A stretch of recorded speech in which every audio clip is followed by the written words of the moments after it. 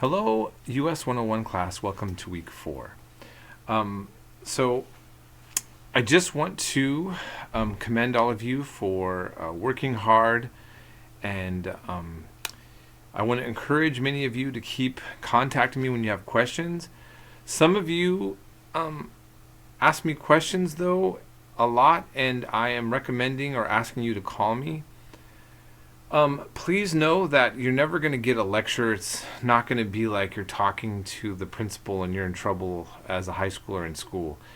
If I ask you to call me, it means that I'm pretty sure that having a verbal communication with each other is going to help clarify things better if we keep having confusion about some of the assignments or other issues. So I just want to mention that right away. Anyhow, you're going to notice that we talked, of course, this week, or at this point when you're listening to this video, the previous week, mentioning Thomas Paine. And we're going to cover Thomas Paine and common sense a little bit deeper. For the discussions, I'm having you take a closer look at primary sources. So keep in mind that I have a little blurb about Samuel Johnson in one link, and then the whole link for his pamphlet on the taxation issue, arguing against the colonists. I thought that this would be interesting because I feel like most of the time that when students take US 101,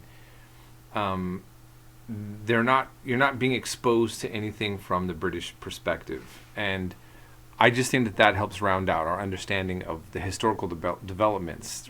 Even if we don't sympathize with the British perspective, or if we're very proud to support the American Revolution, and in any case, it's really important to understand the way that this whole drama unfolded and the way that the arguments were articulated.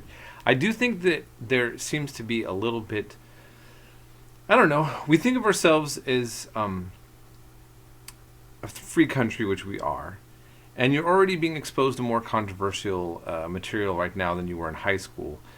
But I do think that the British narrative is often also still kind of just this thing that's not discussed much.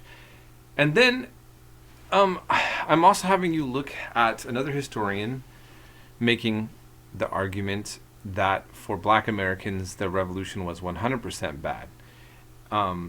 If you look at the first video clip I have, it's going to be the very famous late Black Panther Party member who appears to sound like he would have supported the U.S. Revolution.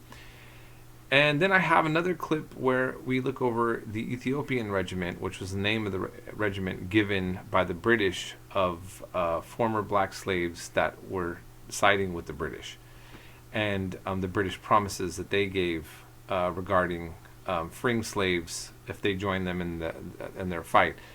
And that's also something that a lot of you may not be aware of, is that the British did offer to end slavery. And in fact, there was a trend to be against slavery in the UK. Now, here's something that's also kind of interesting, tragically interesting, should I say, that I just want to mention.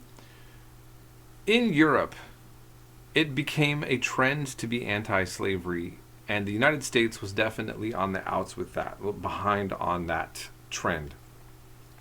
It was mainly by Christian abolitionists. In the United States, we're going to cover this more when we go later. It was Christians that were arguing for the biblical case of justifying slavery as it was practiced in the South. And you're going to have abolitionists that are militantly saying that Christianity absolutely forbids having slavery.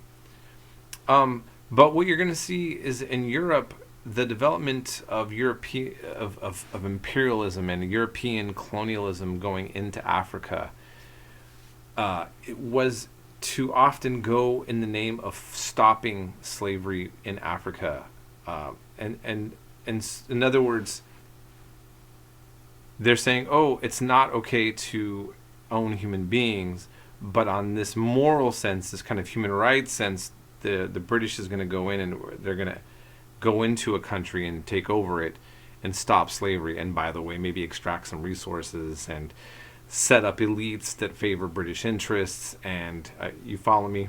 So the anti-slavery movement within a lot of the European countries, some of the abolitionists may have been sincere, but unfortunately a lot of the imperial interests would win out. And this is something kind of that Howard Zinn is kind of trying to address, right? But he's focusing on U.S. elites. Is we see this trend where there's the morality and the ethics that are so important to us, and the various ways in which sometimes people in power utilize those things for interests other than the ethics themselves. And at times, also, people claiming morality really helping ensure some of the most immoral types of circumstances, which is to own a human being and reduce them to having zero freedom, right? And if we're going to put it in that sense too, well, we'll talk about this more when we go into slavery, but I just think it's interesting. It's really totalitarianism mixed with a sense of human rights and liberalism, right? And but we'll cover that at a later date. I hope that you're finding this interesting and informative, and I hope that you're seeing that I'm showing, in the middle of all this, some variables that it's not just one ideological construct that I'm just shoving onto the class, but I'm kind of trying to give you a lot of wide range of perspectives. And then, of course, the last thing I want to say, you notice I had a little blurb about the world events taking place in the readings, which is just something to always give you a perspective of some other things going on in the world at the time that the U.S. is doing whatever we're doing over here in these time periods. So in any case, please also contact with me, not if you just have problems or questions about what to do with the work, but if you want to actually delve into some of the subject matter more or question the way that some of it's presented in class. I'm always more than happy to go over that with you. So here in Santa Cruz, it dumped rain like crazy. I'm not sure that that's what happened in the Central Valley for all of you there.